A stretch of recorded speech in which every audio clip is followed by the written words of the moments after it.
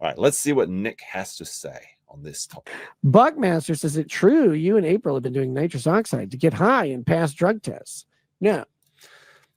If Nick stopped here, this would be a good response to a troll chat. Now, that is one of the things that people have been saying. He's Mr. Whippy now, which is an ice cream van I think most people have in their countries. I know definitely they have it in New Zealand, Mr. Whippy. But someone asked the question, is he doing Whippets nitric oxide to get around drug tests? But listen to the way he answers, and I talked about this in my last stream a little bit.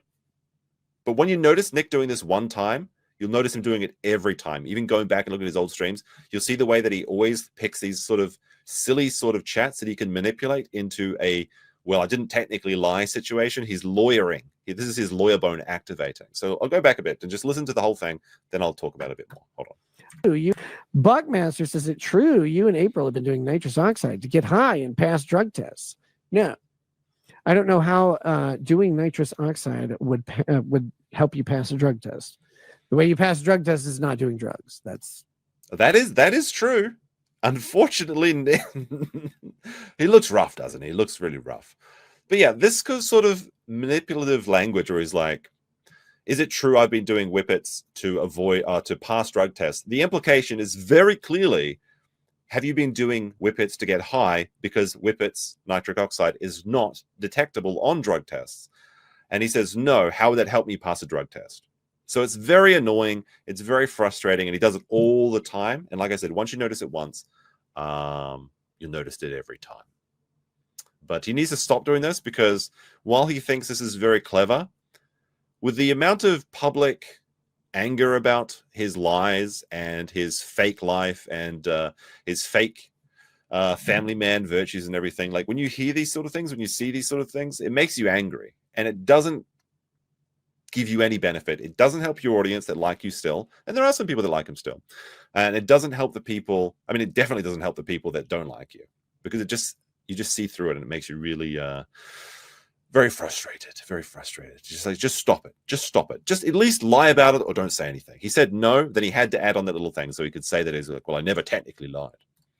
That's just that. Buckmaster says, do you still stand by what you said and think Montegraph is a pedophile? Advice of counsel says not to talk about that, but yes. Again, another moment where if you just stopped, everything would have been fine. Just at the advice of counsel, I'm not supposed to talk about it. Okay, stop talking about it. Then he goes on to talk about it. My opinion has not changed. I have no reason to disbelieve anything I said about Montegraph. That Melton was ripened, so it was of age. Or that melon was ripened, so it was of age. Did he just do a Freudian slip? He's thinking about Melton during his own stream. So Melton is the nobody likes onions guy, the guy that had a 3-minute montage of him talking about Aaron's kids. But what the chatter was saying was melon, because in the Monty film that Nick called a snuff film, there's a melon in it, and the joke was that it was a melon king. So he's got Melton even on his name. It's like, dear Melton, I rang you, but you still ain't calling. Because he has to send super chats to Melton to get on his show now. It's very embarrassing. Like, they don't like him very much. The only thing they see in him is a way that they can use him to further attack Steel Toe. And we'll talk about Steel Toe a little bit later, because it seems like his case is going to trial. He's going to try and fight the system, which is very, very strange. I didn't actually see that coming. But what does that mean for the bunker? We'll have to think about that. How did you know? Did you skirt check the melon? Buckmaster says you sound high as no.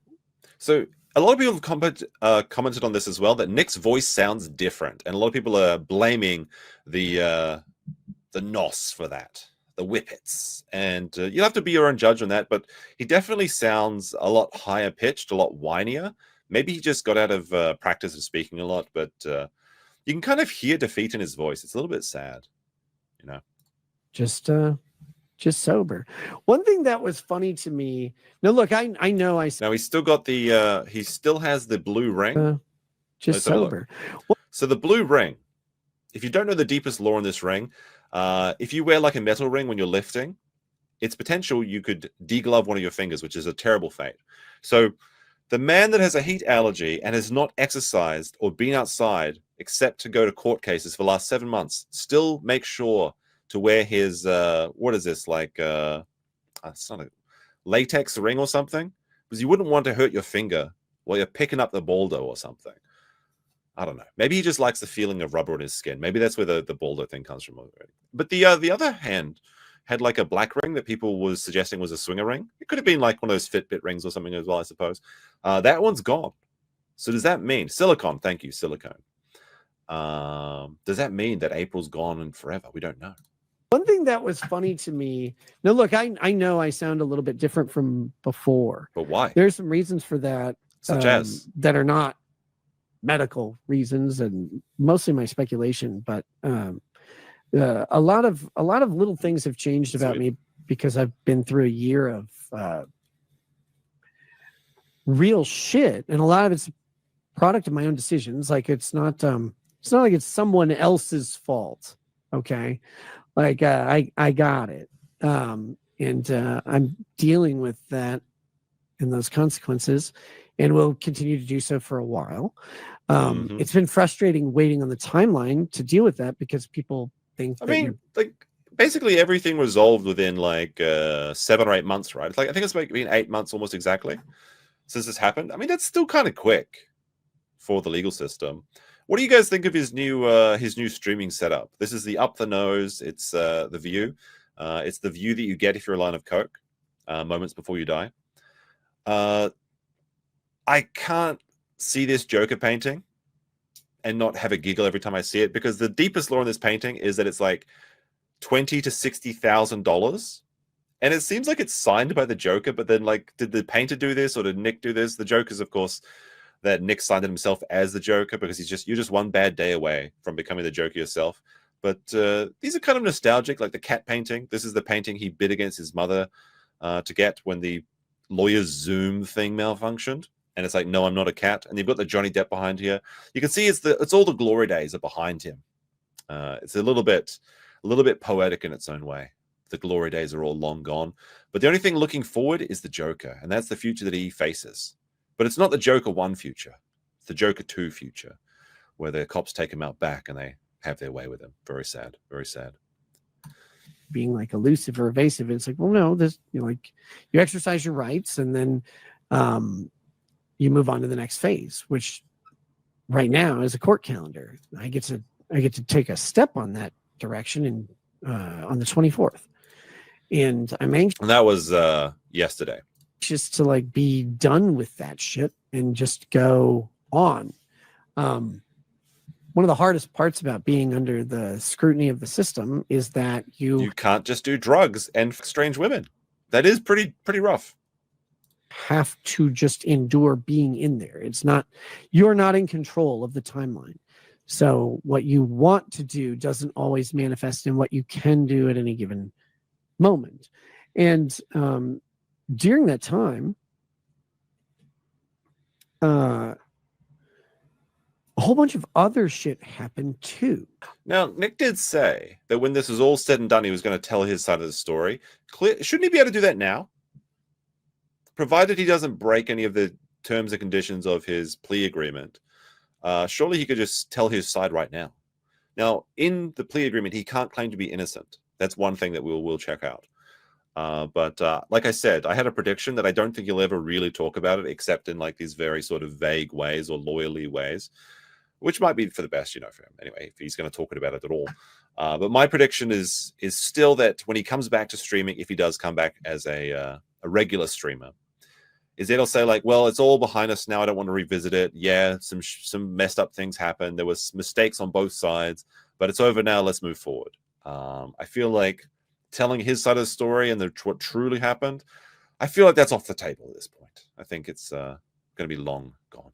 Another thing to point out is I know a lot of people say I sound like I'm on whatever substance. Not specifically, but since I started my show, people have basically never seen me online completely sober. Like, even if I wasn't drinking. This is the words of a man who was not an alcoholic. Hey, look, you've never seen me sober, really. I've always been drinking something, but I could quit anytime I want unless the government comes and forces me to. Then I have to quit. Drinking on a particular night, I was in general drinking, very frequently. And so one of the things that various substances and there were plenty of times where just having that sort of low level of chill was beneficial to the flow of speech. Well, this is just like rambling. Like the question and what people are asking is, why do you sound different? It's not the way you're talking. It's not the things you're saying. It's the sound of your voice. It's very, very strange. And finally, I guess he just wanted to talk. Who can say? I'm out of practice. So I know I sound different, man. It doesn't mean I'm high or That was the drunk biggest or curve anything that I like ever saw. that. I'm not, but I don't really, it doesn't matter if you believe me at all. It'll matter soon, because I'll likely re-enter a bunch of testing soon as things manifest. But I'll be able to talk about that more later.